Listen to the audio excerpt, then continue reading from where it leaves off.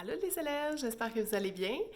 J'avais le goût de vous présenter mon piano que j'ai depuis quelques années. C'est un héritage en fait. C'était à ma grand-maman qui est partie au ciel, ça fait déjà quelques dizaines d'années. Mais c'est avec elle que j'ai appris le piano quand j'avais 6 ans. Et bien sûr, ma maman aussi. Ma mère est professeure de chant, piano, hors clavier.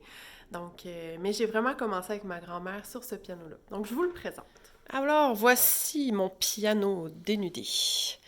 Donc, c'est sûr qu'il est très vieux, donc je trouve que le son est de moins en moins bon. Par contre, c'est sûr que j'y suis attachée émotivement puisque c'était à ma grand-maman et que c'est un héritage familial. Donc, on voit ici la compagnie Willis Eco Limited de Montréal. Puis on voit tout le fonctionnement. Donc, le clavier ici, la note qui est reliée à un marteau, le marteau va frapper sur les cordes et ça va faire résonner.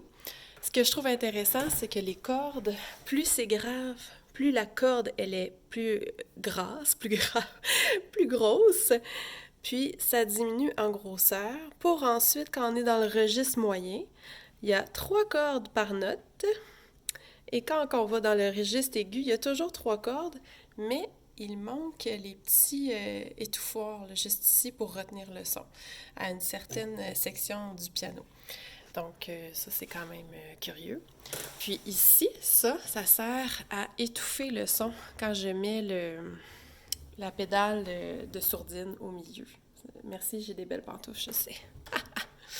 Donc, ça, c'est la pédale de sourdine. Puis si je regarde ici, j'ai la pédale douce et la pédale forte. Donc la pédale douce, ça donne ça. La pédale au milieu, la pédale de sourdine et la pédale forte.